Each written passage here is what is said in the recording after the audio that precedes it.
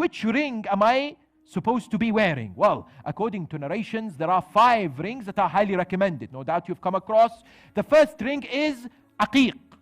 And the narrations tell us that Aqiq is one of the mountains, one of the first mountains that indeed gave allegiance towards Amir al-Mu'mineen and the wilayah of Amir al-Mu'mineen. This is found in narrations. And indeed, it was the practice of the Holy Prophet and the Ahl al-Bayt alayhim salam to wear Aqiq ring. What are the benefits of wearing an Aqiq ring? Increase in faith, the protection against poverty, increase of rizq, the protection against calamity, helpfulness when it comes to traveling. I found 15 benefits of wearing an Aqiq ring on the right hand side.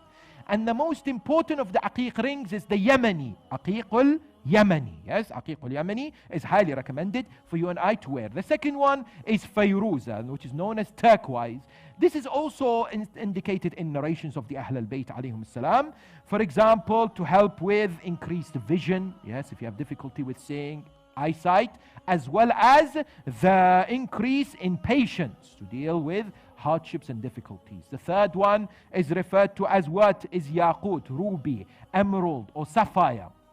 This is also found out there and it's recommended through the narrations of the Ahl al-Bayt.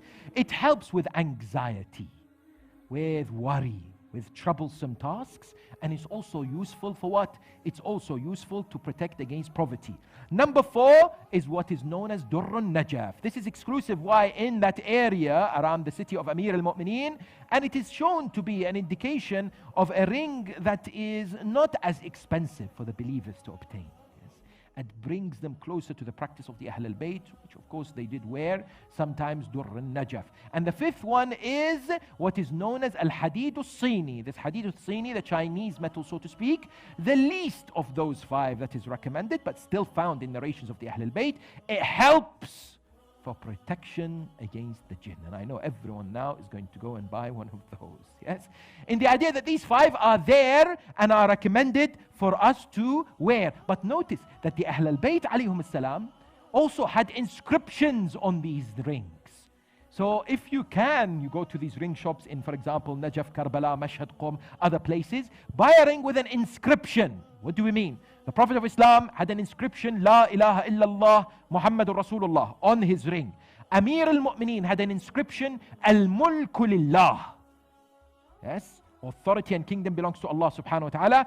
Imam al-Hussein alayhi salam had an inscription according to the riwayat of Ahl al-Bayt, the established riwayat.